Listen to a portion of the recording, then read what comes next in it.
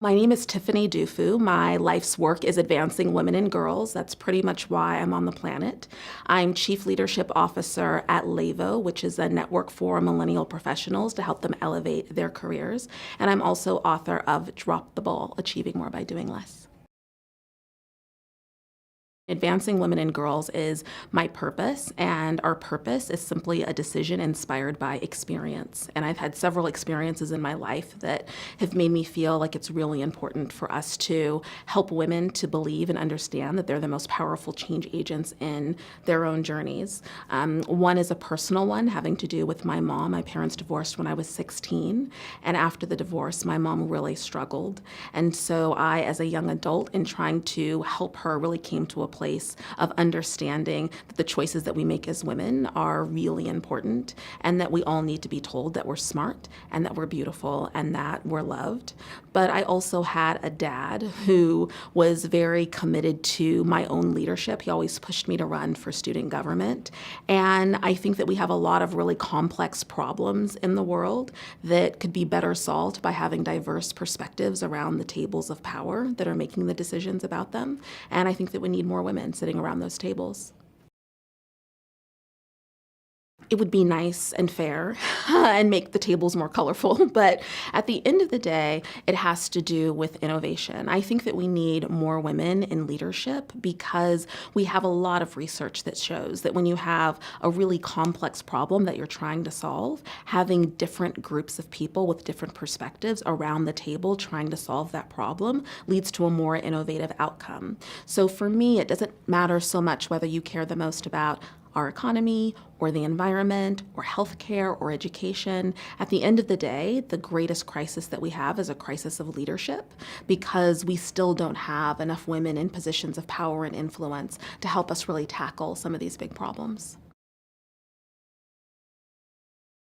My life's work is advancing women and girls, so I feel like everything that I do is important for promoting gender equality. 50 years ago, women entered the workforce in droves, and I really do believe that now we're at a place where companies who are committed to women's advancement benefit from our talent, our ingenuity, our creativity. But unfortunately, we didn't have a cultural revolution that was inverse. In other words, at the same rate that women went out into the workforce, men didn't start running the PTAs.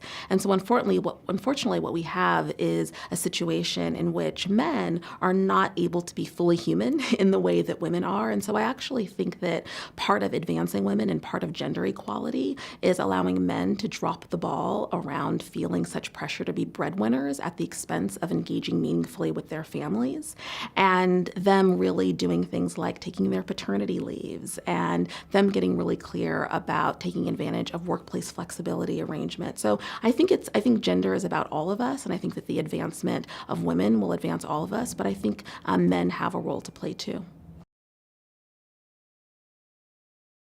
I have a lot of goals for gender equality. One is that at the highest level, so around the C-suite and in the boardroom, I would love to see at least 50% women. 30% would at least get us to critical mass where women's agenda can be put forward and not just their gender, but I would love to see 50%. I think that if we got that, it would lead to so many more positive outcomes. Well, the thing that gives me the most hope for the diversity of my industry, any industry, is the next generation. So when I spend time with girls, I'm a lifelong Girl Scout, I'm on the board of Girls Who Code.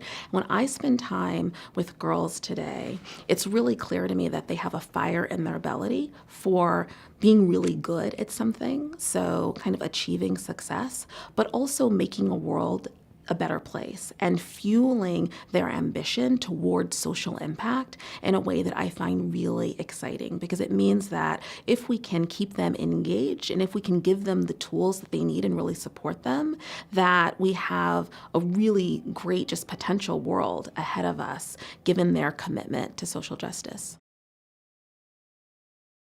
The advice that I would give to both men and women looking to do what I do is to really be committed to your leadership journey as a team sport as opposed to a solo endeavor. So many of the individuals that I connect with and try to give advice to spend a lot of time on their performance. So they, come to work every day, they put their head down, they achieve really great results. But it's also really important to look up, to really develop relationships with people in the workplace, to make sure that you're recruiting mentors, people who can help you achieve clarity through guidance and encouragement, and sponsors, people who can really put their body on the table for you when the time comes and you need to advance or be promoted.